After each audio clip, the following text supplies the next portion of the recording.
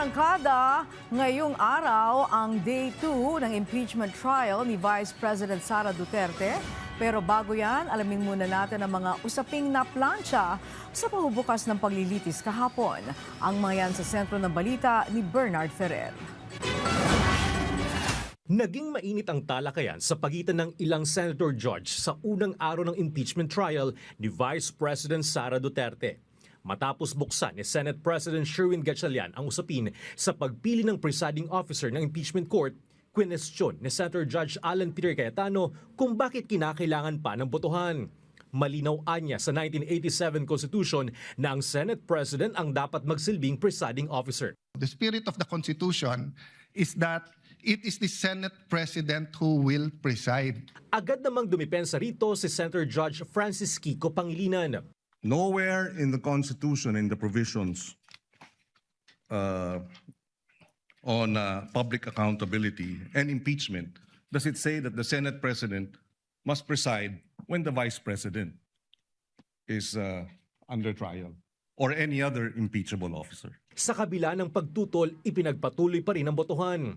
Si Senator Judge Panfilo Ping Lacson ang nagnomina kay Senator Judge Francis Chis Escudero bilang presiding officer. 12 senator judges ang bumoto pabor kay Escudero, habang 8 ang tumutol, kabilang sina Senator Judges Alan Peter Cayetano at Pia Cayetano. As presiding officer, I shall do my part to uphold the fairness and integrity of this process and shall see it through to its proper conclusion. At this point, I would like to thank my colleagues for their trust and confidence. I did not seek nor did I ask for this responsibility, but neither will I shirk from fulfilling this duty without fear or favor. Nananatili naman sa 16 na boto ang kailangang makuha para sa guilty verdict, alinsunod sa konstitusyon na nagtatakda ng 2/3 vote ng 24 na miyembro ng Senado. Hindi dumalo sa paglilitis si Vice President Duterte. Hindi naman idinetali ni Attorney Michael Poa, tagapagsalita ng defense panel, kung ang hindi pagdalo ng pangalawang pangulo ay personal niyang pasya o batay sa payo ng kanyang mga abogado. Sa order of presentation of evidence, mauunang diringgin ang Article 4 o grave threats. Susundan ito ng Article 1 o misuse of confidential funds. Pagkatapos ay Article 3 o bribery and corruption. Huling tatalakayin ng Article 2 o unexplained wealth. Iniutos ng impeachment court na ibalik sa Bureau of Internal Revenue ang tinatawag na greenbacks na naglalaman ng tax records ni Vice President Duterte at ng kanyang asawang si Mans Carpio. Hindi nakasamang nasabing kahon sa mga ebidensyang naisailalim sa marking of evidence ng pre-trial conference.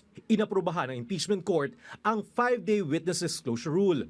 Naglabas din ng subpoena ad testificando ang impeachment court kina Attorney Jeremy Lotoc at Mark Calilong ng National Bureau of Investigation. Samantala, hiniling ni Senator Judge Alan Peter Cayetano na ikonsidera ang kanyang panukala na payagang makadalo sa mga susunod na paglilitis sina Senador Jinggoy Estrada at Senador Rodante Marcoleta. Si Estrada ay kasalukuyan nakakulong at sinuspinde ng 70 araw bilang senador kaugnay ng kasong plunder, habang si Marcoleta naman ay nakakulong din dahil sa hiwalay na kasong plunder. Bernard Ferrer, para sa Bayan.